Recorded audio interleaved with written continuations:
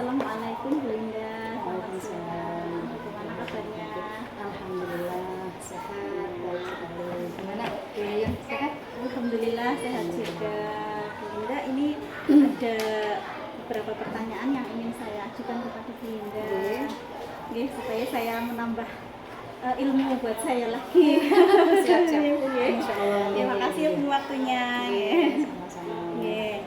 Oke, pertanyaan yang pertama, selama ini bagaimana Bu Linda dapat mengidentifikasi kasus-kasus yang merupakan dilema etika atau rujukan moral? Oke, terima kasih Bu Yuyun. Ini coba saya jawab terkait dengan kasus-kasus yang berhubungan dengan dilema etika dan rujukan moral. Sepemahaman saya bahwa dilema etika merupakan kasus di mana dua-duanya itu sisinya benar semua, okay? Semuanya tidak ada menyalahi aturan. Kemudian yang rujukan moral itu satunya biasanya kebaikan versusnya itu melanggar pada peraturan. Untuk selama ini kasus-kasus yang tampak di sekolah kami memang terkadang ada rujukan moral, juga ada dilema etika. Untuk mengidentifikasinya mungkin kami kembali pada peraturan yang berlaku. Dalam artian ketika sebuah masalah itu masih dalam sama-sama benar pada jalur yang benar, mungkin kami akan mengambil tindakan bahwa oh ternyata ini dilema etika. Kemudian ketika satunya benar dan satunya ternyata ini nggak benar nih, melanggar aturan atau tidak ada pada peraturan yang berlaku, maka kami menentukan oh ini rujukan moral. Tentu dengan kedua kasus itu kami menyikapinya juga dengan berbeda. Oke, berarti harus melihat aturan yang berlaku. Betul gitu sekali. Ya, Kembali pada karena kita bekerja dalam dunia pendidikan yang semuanya sudah diatur sedemikian rupa, tentu kami kembali pada peraturan perundang-undangan yang berlaku, baik itu masalah peraturan kedinasan, anggaran maupun tata tertib, itu apapun kita kembali pada peraturan yang berlaku. Terima kasih Bu ya. Oke, selanjutnya Bu, yang selama ini bagaimana Bu Linda menjalankan pengambilan keputusan di sekolah Bu Linda, terutama untuk kasus-kasus di mana ada dua kepentingan yang sama-sama benar dan sama-sama mengandung nilai kebajikan. Terima kasih. Sering sekali terjadi di mana dua-duanya itu benar, di mana dua-duanya itu bermanfaat. Tetapi saya harus memutuskan mana nih yang saya harus pilih. Nah, yang pertama saya melihat ada sasaran atau dampak nanti yang akan ditimbulkan dari masalah ini atau kasus ini, mana yang lebih bermanfaat, mana yang lebih baik di antara dua yang baik itu. Oke. Kemudian ketika menghadapi masalah yang sama-sama baik, kita melihat pada prioritas mana yang didahulukan, dalam artian misalnya dua-duanya ini baik semua, tapi mana dulu yang akan kita kerjakan, maka kita pada skala prioritas itu terdekat mana dulu yang harus kita lakukan. Misal dua-duanya itu baik, tetapi satunya harus segera kita putuskan, satunya masih kita bisa ulur waktunya, maka kita gunakan skala prioritas. Karena keputusan apapun kalau putuskan dengan segera tanpa ada proses, mungkin nanti kedepannya ada hal yang kurang pas. Tapi tetap memprioritaskan dulu yang dulu, kemudian kebermanfaatannya mana dulu, sasarannya ke siapa dulu. Mungkin kalau sasarannya ke lebih banyak orang itu mungkin lebih diprioritaskan daripada keuntungan satu orang. Selanjutnya, langkah-langkah atau prosedur seperti apa yang biasa Bu Linda lakukan selama ini? Langkah-langkah untuk mengambil sebuah keputusan, yang pertama kami pasti mengidentifikasi identifikasi dulu itu permasalahannya apa dalam artian apakah bermasalah dengan, kalau di sekolah apakah dengan pembelajarannya, ataukah dengan pelayanan pada peserta didik, orang tua, ataukah di permasalahan dengan intern warga sekolah. Itu yang pertama, identifikasinya itu dulu. Identifikasi. Oke. Yang kedua, ketika identifikasi sudah ditemukan nih, oh ternyata masalahnya dengan anak, maka kita cari tahu sumber yang bersangkutan, sumbernya yang dari mana, permasalahannya dari mana. Istilahnya kita klarifikasi. Oke. Klarifikasi itu karena permasalahan, klarifikasi kita tidak bisa menanyakan atau mengklarifikasi hanya pada satu pihak. Pasti kita harus dua pihak. Kita lihat dulu ini masalahnya antara siapa dengan siapa. Ketika itu, nah kita dengarkan kedua belah pihak. Setelah langkah-langkah itu dua belah pihak, saya sebagai pemimpin pembelajaran ataupun kepala sekolah di sekolah ini tentunya punya kebijakan ya, punya kebijakan. Maka jika dua-duanya itu baik, kemudian jika dua-duanya juga kebermanfaatannya ada, keputusan selanjutnya adalah kita menyerahkan pada yang bersangkutan. Dengan artian kita ajak rembuk bersama. Di antara dua itu kira-kira yang lebih harus diutamakan yang mana dulu? Karena kalau kita itu sana dulu yang diutuhkan tanpa saya konfirmasi dengan satu, lalu kira ada apa? Keberpihakan, adil. Maka yang adil, maka keduanya apapun masalahnya kita bersama ditemukan. Kita lihat kira-kira di antara dua ini mana nih yang lebih penting diutamakan. Kemudian bermanfaatannya bagaimana? Ini misalnya adalah dilema etika, sekolahnya pengen bagus, kelasnya pengen bagus, dengan cara apa dicat dan sebagainya. Oke, itu bagus untuk membuat sekolah yang nyaman, sekolah yang indah, itu bagus. Tetapi di sisi lain kita ada juga dari dana atau apa. Nah, kemudian ada kegiatan, misalnya teman, itu juga bagus. Tetapi di antara dua ini mana yang lebih urgent? Misalnya untuk pengecatan kita kan juga butuh dana, kegiatan juga butuh dana, sama-sama baik, tetapi prioritasnya mana kembali bisa nggak temanya diundur, atau bisa nggak catnya diundur, itu kan di antara itu dipertemukan bersama kan ya, artinya biar sama-sama sadar tidak ada yang dikesampingkan. Oke. Kemudian hal-hal apa saja yang selama ini Bu Linda anggap efektif dalam pengambilan keputusan pada kasus dilema etika? Betul. Terima kasih. Kasus dilema etika seperti tadi yang saya sampaikan, hal-hal yang menurut saya efektif adalah mendengarkan. Dalam arti mendengarkan, saya tetap klarifikasi dari kedua pihak. Tidak bisa saya memutuskan langsung, tetapi harus konfirmasi kedua-duanya. Itu yang paling efektif. Setelah keduanya bertemu, dua permasalahan bertemu, kita bicarakan, kita musyawarahkan, semua warga juga paham kondisi kita seperti ini, dengan keterbukaan, alhamdulillah semua mengerti dan bisa jalan. Dan jalan ya, kita nggak bisa nih yang seperti ini, jalanlah yang seperti ini. Komunikasi, kolaborasi, komunikasi, musyawarah terutama.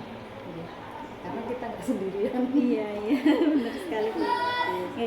Kemudian hal-hal apa saja yang selama ini merupakan tantangan untuk Bu Linda dalam pengambilan keputusan pada kasus-kasus dilema etika? Terima kasih. Untuk tantangan itu pasti ada.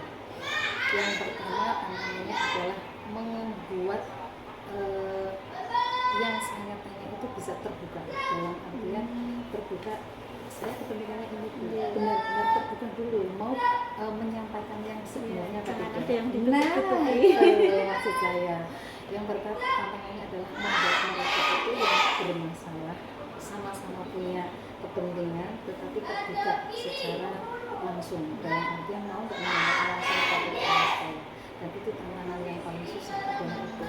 Biasanya tidak semua guru atau warga sekolah itu berani atau mau untuk mengutarakan pendapatnya secara langsung. Itu tantangan saya yang pertama.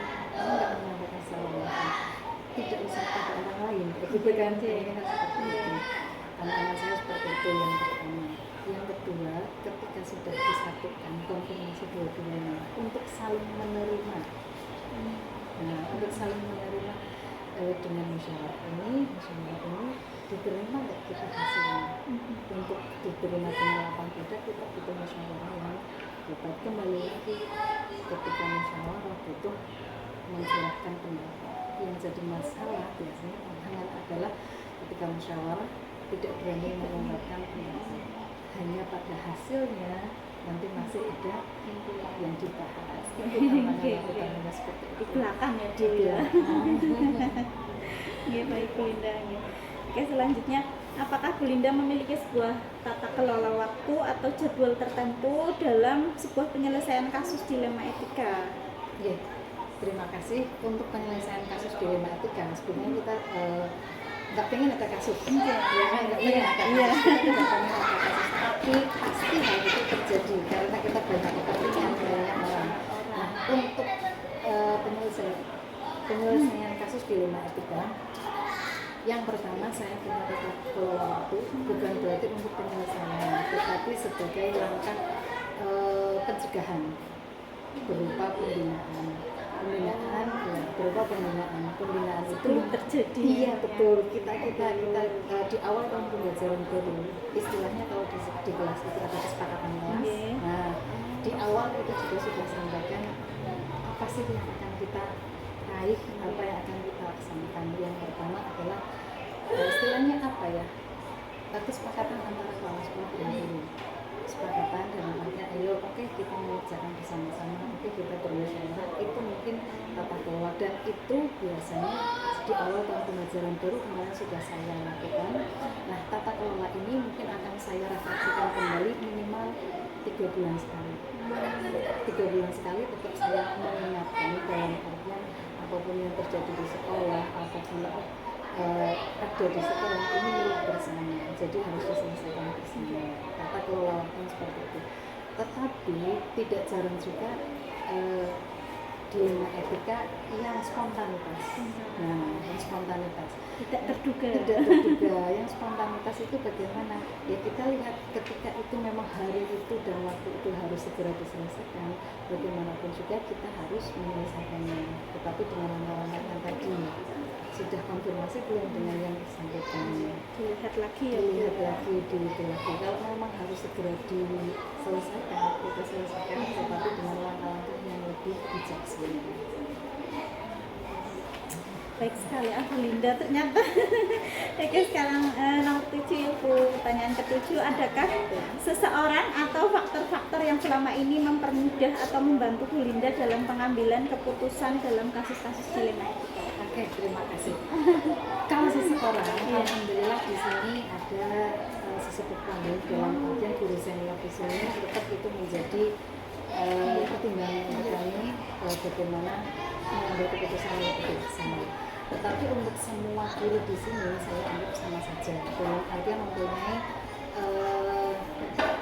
kesempatan yang sama, mempunyai kesempatan yang sama untuk pendapat, menyampaikan idenya, menyampaikan kalau ada apa-apa gagasan dia menyampaikan. Mereka yang mau terbuka seperti itu benar-benar bisa membantu saya untuk menyelesaikan semua masalah. Oke, dari semua hal yang telah disampaikan, pembelajaran apa yang Bu Linda dapat petik dari pengalaman yang mengambil keputusan dilema etika itu? Ya, terima kasih.